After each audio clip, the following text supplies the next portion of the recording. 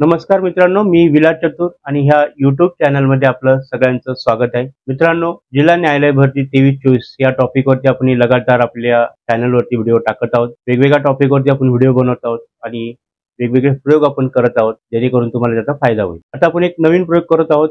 आपल्याला mock taste घ्यायचे. आपण पूर्ण महाराष्ट्रामध्ये मॉक टेस्ट घेणार आहोत. त्यासाठी मी याच्या अगोदर व्हिडिओमध्ये सजेशन मागवले होते. खूप सारे विद्यार्थ्यांनी खूप सारे चांगले सगळे सजेशन दिलेले आहेत. मॉक टेस्ट कशी घ्या, कोर्टासारखी घ्या, हार्ड कॉपीवरती घ्या, लीगल पॅसेज द्या, बॅकस्पेस ऑन ठेवा, वातावरण त्याच्या प्रकारसारखं झालं पाहिजे. तर खरंच तुमच्या सगळ्या कमेंटचा मी आदर करतो आणि तुम्हाला खूप खूप धन्यवाद देतो. तुम्ही खूप चांगल्या प्रकारे रिस्पॉन्स दिलेला आहे. तुम्ही एका शब्दावरती सगळ्या गोष्टी तयार होतात, त्याबद्दल खरंच तुमचं कौतुक करण्यासारखं आहे. मित्रांनो, तुम्ही दिलेल्या कमेंट सगळ्या चांगल्या असल्या तरी पण पूर्ण महाराष्ट्रामध्ये हार्ड कॉपीवरती एक्झाम घेणं आत्ताच्या स्थितीला तरी मला शक्य होणार नाही. कारण का, प्रत्येक जिल्ह्यामध्ये जावं लागेल, प्रत्येक जिल्ह्यामध्ये मला एक सेंटर बघावं लागेल, त्या सेंटरला रिक्वेस्ट करावं लागेल, त्यानंतर तिथं सगळं विद्यार्थ्यांना गोळा करावं लागेल, परत त्याच्यावरती व्हिडिओ बनवावा लागेल, तिथं तो पब्लिश करावा लागेल, जाहिरात करावं लागेल आणि त्यानंतर ते कुठं विद्यार्थी तिथे येतील आणि किती विद्यार्थी येतील याचा काही अंदाज नाही. आणि तिथल्या विद्यार्थ्यांचं जरी आलं तर तिथं ती माहोल तयार होईल का नाही होईल ते इथं बसून कधीच सांगता येऊ शकत नाही. कारण तिथलं परिस्थिती काय आहे, शेवट कसं आहे बघा, तुम्ही वाघाचं कातडं पांघरून वाघ नाही होऊ शकत. तुम्हाला वाघ होण्यासाठी तुम्ही स्वतःच वाघ असणं गरजेचं आहे. मॉक टेस्ट ही काय आहे, तर ही मॉक टेस्ट फक्त एक सॅम्पल पीस असतो का नॉर्मली एक्झाम कशा प्रकारे होईल त्यासारखं माहोल किंवा त्यासारख्या गोष्टी होऊ शकत नाही. ज्यावेळेस आपण एक कोर्टाच्या इमारतीमध्ये पाय ठेवला तरी आपल्याला एक भावना तयार होते की आपण एका मोठ्या संस्थेमध्ये किंवा आपण एखाद्या मोठ्या ऑफिसमध्ये आलेलो आहोत. आणि अशी भावना ही कोणत्याच इमारतीमध्ये किंवा कोणत्याच क्लासेसमध्ये तयार होऊ शकत नाही. फक्त काय का आपण फक्त तिथं मॉक टेस्टला परीक्षा दिली जाईल आणि पॅसेजमध्ये आपल्याला किती मार्क मिळेल हेच फक्त होईल आणि तिथे जेवढे विद्यार्थी बसतील त्या विद्यार्थ्याच्या मध्ये आपला काय रँकिंग असेल या गोष्टी कळेल किंवा आपण पास होतो का फेल होतो. खरं जर बघायला गेलं तर तुम्ही आज रोजच मॉक टेस्ट देतात. प्रत्येक तासाला प्रत्येक 10-10 मिनिटाला तुमची मॉक टेस्ट चालूच आहे.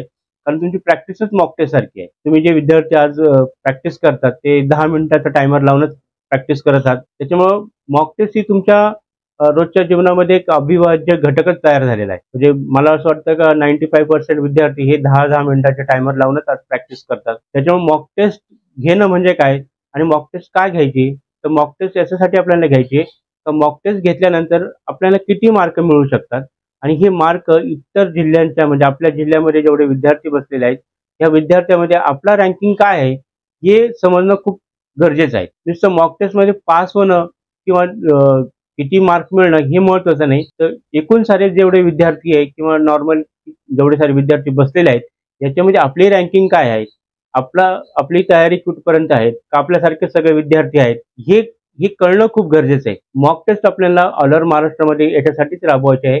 तर मॉक टेस्ट राबवल्यावरती जो डेटा आपल्याकडे येईल तो डेटा म्हणजे काय तर तुम्ही सध्या तुमची स्थिती काय आहे, तुम्ही सध्या कुठे उभे आहात, तुमच्या आजूबाजूचे जे विद्यार्थी आहेत त्यांची तयारी कशी आहे, किती जण टॉपला आहे, किती जण बॉटमला आहे, किती मिडियमला आहेत, कोणत्या विद्यार्थ्यांची कितपर्यंत प्रॅक्टिस झालेली आहे यानुसार आपल्याला अंदाज येईल. आता काही विद्यार्थ्यांचं असं मत असेल सर एक्झाम हार्ड कॉपीवरती होणार आहे, मग ऑनलाईन घेतल्यावरती तर डेटा आपल्याला अॅक्युरेट मिळणार नाही, तर असं होणार नाही. डेटा तुम्ही आता रोज प्रॅक्टिस तर तुम्ही हार्ड कॉपीवरती करतात, त्याच्यानंतर सॉफ्ट कॉपीवरती केलं तर उलट थोडाफार तुम्हाला जास्तचं ॲव्हरेज मिळेल किंवा जास्त तुम्हाला मार्क मिळतील.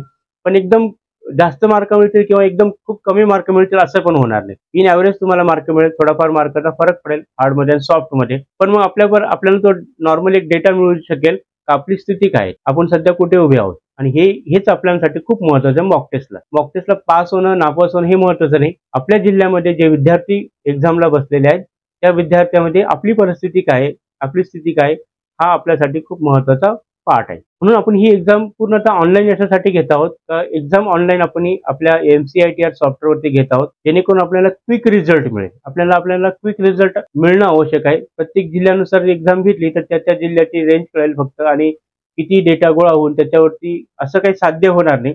फक्त आणि फक्त काय होईल का तुम्ही पास किंवा फेल झाला एवढंच तुम्हाला तिथं कळेल आणि हे तर रोज तुम्हाला कळतंही तुम्ही पास होता का फेल होतात. तुम्ही तुमच्या प्रिमायसेसमध्ये 10 मिनिटात पॅसेज टाईप केला काय आणि तुम्ही एखाद्या क्लासेसमध्ये जाऊन किंवा एखाद्या ठिकाणी जाऊन तुम्ही 10 मिनिटाचा पॅसेज टाईप केला काय थोडाफार फरक पडेल. पण नॉर्मली स्पीड तेवढाच असेल इन ॲव्हरेज जर पकडला तर. पण इतर विद्यार्थ्यांच्या मध्ये तुमची स्थिती काय ही आजच्या स्थितीला आपल्याला खूप महत्त्वाचं आहे आणि हा डेटा आपल्यासाठी खूप महत्त्वाचा आहे.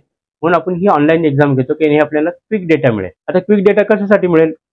खूप सारे विद्यार्थ्यांकडे MCITRचं सॉफ्टवेअर आहेत जे हे सॉफ्टवेअर वापरतात. कस्टमाइज ऑप्शन त्यांना माहिती आहे. तिथं आपण पॅसेज जर कॉपी पेस्ट केला तर खाली आपण तो पॅसेज टाईप करू शकतो आणि पूर्ण 10 मिनिटाचा पॅसेज टाईप केला तर लगेच क्विक त्याचा रिझल्ट मिळतो. आणि 10 मिनिटाचा टायमर असल्यामुळे तिथं तो एक्स्ट्रा टाईप करतोय 12 मिनिटं 14 मिनिटं असंही होणार नाही. त्याच्यामुळे तो 10 मिनिटात ऑटोमॅटिकली ते बंद होईल आणि डायरेक्ट रिझल्ट शो होईल. त्याच्यामध्ये त्याचे मार्क पण कळतात, त्याला मार्क किती मिळाले तेही कॅल्क्युलेट करायची गरज नाही.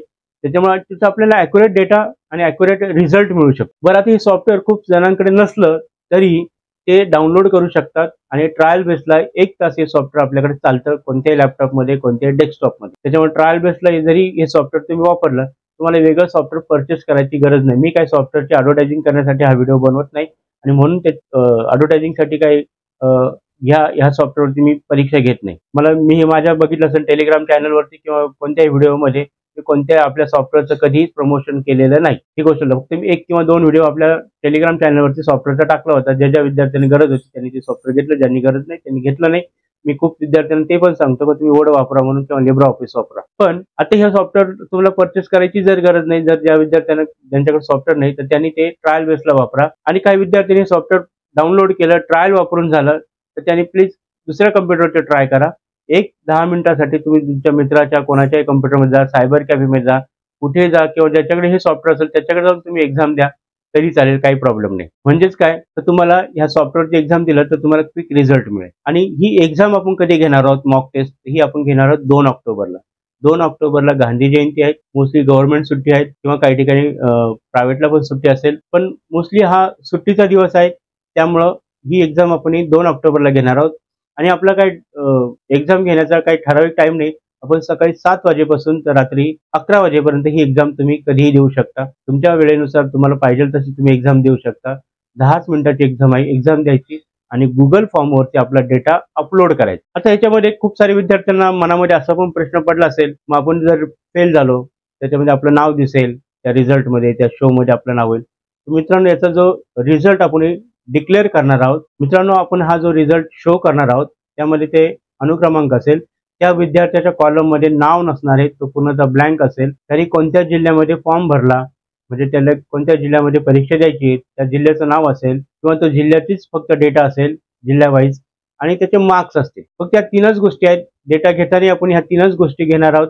कोणाचा आपण फोन नंबर घेणार नाही, कोणाचा ईमेल ID घेणार नाही, आपण काहीच घेणार नाही. फक्त आपण काय घेणार आहे त्या विद्यार्थ्याचं नाव घेणार आहे, त्यांनी मॉक टेस्टला किती मार्क पडले ते घेणार आहे आणि आपल्याकडे एव्हिडन्स असणार आहे. ज्यावेळेस आपण एक्झाम देणार आहे ह्या एक्झाममध्ये मी एव्हिडन्स घेणार आहे, स्क्रीनशॉट घेणार आहे त्या विद्यार्थ्याचा रिझल्ट. तर 2 तारखेला सकाळी 7 वाजता आपला व्हिडिओ रिलीज होईल. मॉक टेस्ट कशी द्यायची खूप साऱ्या विद्यार्थ्यांना माहिती आहे मॉक टेस्ट कशी द्यायची, पण तरी पण 2 तारखेला सकाळी 7 वाजता आपला व्हिडिओ रिलीज होईल. मॉक टेस्ट कशी द्यायची त्या पद्धतीने तुम्ही मॉक टेस्ट द्या आणि रिझल्ट अपलोड करा. एका दिवसामध्ये विद्यार्थी किती मॉक टेस्ट देतात याचा सगळा जो डेटा कलेक्ट होईल आणि दुसऱ्या किंवा तिसऱ्या दिवशी आपण त्याचा रिझल्ट शो करू. जेणेकरून कोणत्याही विद्यार्थ्याचं नाव नसल्यामुळे त्याला त्याच्यामध्ये असं काही कमीपणा वाटणार नाही का आपल्याला खूप कमी मार्क आहे किंवा ज्याला किती मार्क आहे ते त्यालाच माहिती आहे, त्याच्या बाजूवाल्याला माहित नाही किंवा दुसऱ्या कोणाला माहित नाही.